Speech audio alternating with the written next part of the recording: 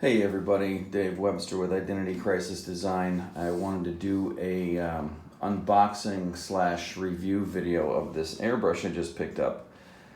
This is the result of a conversation I was having with the other Dave Webster on Facebook, and we were talking about what airbrushes he was using on his latest trike project, and going back and forth, and it got me thinking about the Micron that I used to have that I sold because it was a very early model, and I was convinced in my switch from doing t-shirts and things like that I would use not solvent-based paint in, that it would basically just fall apart and be more of a hassle than anything else. But I did like using it, and in my search for another one, there's a couple of things that I wanted to have that I managed to find in this, surprisingly enough, that I wanted a custom Micron that was gravity fed, that had a 0.18, which I believe is about as small as you can get, 0.18 needle size, needle and tip combination, and would have an actual decent sized color cup. And I found this thing on Amazon. I love the Japanese characters there, Mr. Airbrush. I feel like I'm going to be unboxing a Gundam suit toy or a Godzilla figurine. But it looks like they sell some other stuff from, they got Mr. Color, Mr. Inline Fuel, or Inline Air Filter, looks like Mr. Compressor. And this is distributed by Mr. Hobby. A couple of parts that aren't, because I tried doing this video yesterday, and I ended up I ended up tossing this because it's worthless for my purposes. But what we're looking at here, and you can see by the picture, you're looking at basically a custom Micron with the telltale crown tip. So I'm going to unbox this here. It has this. I mean, the box does its job. It's got a plastic case in there. It's very minimalist.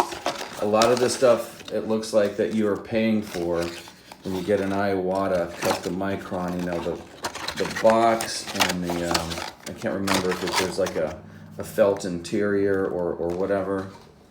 But you get this plastic box. Instructions, cleaning instructions, a lot of the stuff is in Japanese. And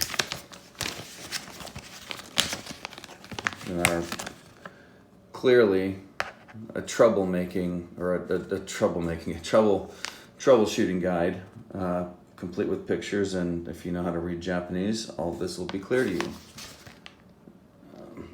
And look how happy he is.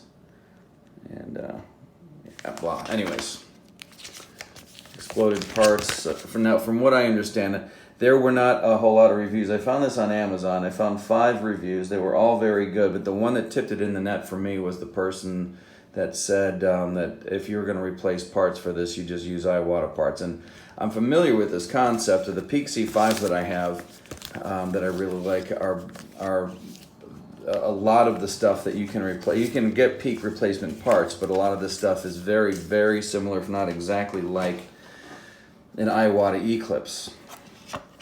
You know, your typical custom Micron, it's going to have a color cup nowhere near this size. It probably doesn't even start until there. It's going to be a over $400 airbrush. I believe this was a little over $250 if I remember exactly, but I mean, if you're going from four and change to 2.5 or $275, that's a pretty big jump. And it basically looks the same. It's got some other style points. It's got some machine lines here, and these chunks taken out of the side there. But this is, for all intents and purposes, a Iwata custom Micron. I believe it's got the needle and point size right there, 018, made in Japan, just like Iwata. But they've basically, now, it does not come with this. This is my own quick disconnect from my other hoses.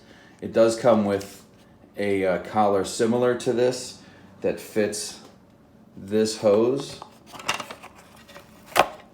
but I have nothing that fits the other end of this, so I'm not even gonna bother with it. So that's gonna go in the trash. And then it's got the little wrench right there. I'll probably never use this box again. I usually keep my stuff in all together in some other. Come on, no swearing. Yeah, a wrench for changing your tip out if you have to. Anyways,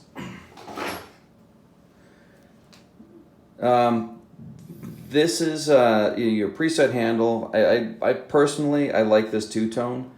It reminds me of my I've got a 40 caliber Taurus pistol that I had two-toned, and it reminds me of that. It's all stainless steel with a black frame, and I kind of like those appointments. It's I don't know. I just like when they do that. I don't even know if I can't remember if the custom Micron has the numbers on it. I don't know if those numbers mean anything. But the preset handle is this. You screw this, and it in and out, and it basically tells you where your trigger is going to set back. Again, something that I hardly ever use. It's got the MAC valve on here, so you control your air pressure right from the beginning of the airbrush, or at the front here. I don't really ever use that either. But the thing that I do like is the size of this color cup. And in my research, when I go looking for a custom Micron from Iwata, and I want one with a .18 tip, it never comes with a color cup that big, ever. And other places where I would assume that this company is saving money in manufacture, I can't imagine that they're saving money by not having this raw material here, because it takes extra time to machine this stuff.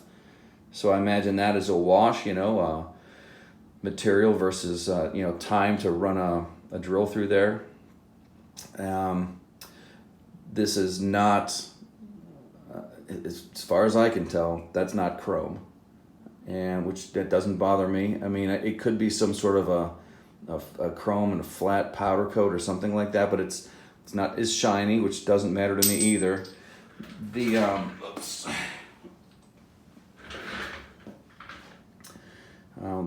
When the lid goes on, fine. It doesn't feel the same as a Micron, because again, this feels like metal against metal. It doesn't feel like a smooth polished chrome against smooth polished chrome, but it does stay in there.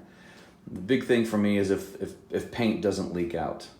I've had a couple of airbrushes in the past that will remain nameless until they get their review, where I would be, painting, and when you paint and you're looking at what you're doing right here, you tip it over to the side if you got too much paint in there, and your lid isn't on tight. It'll come down here, go to the bottom, down the bottom of the airbrush, and get into it just makes it a mess. And I don't like. I like to wipe my stuff out and off and keep it nice and clean before I put it away. It doesn't, in first impressions right here, when you first pick up a custom Micron and work this trigger back and forth versus, say, like the brushes that I started out on with using Pache VLs, those things as big as a horse's leg, and I had some Vegas when they were in Chandler. It was a long time ago. And then I picked up a custom Micron, and it was just super, super smooth. Now, this is smooth, but it's not. I can tell it's not custom. I want a custom Micron smooth, but I don't think it's the kind of thing that it doesn't. I already used this a little bit, so I know it doesn't hurt my illustration or anything like that. It doesn't surprise me or pop or jump anywhere. There's no resistance. It's just you can feel the parts rubbing up against each other a little bit. A custom Micron, you really wouldn't feel that. But again, it's it's neither here nor there. You're still in a pretty good tool here. So anyways, I'm gonna pause this. I'm gonna put some paint in it and see how it does out there in the field.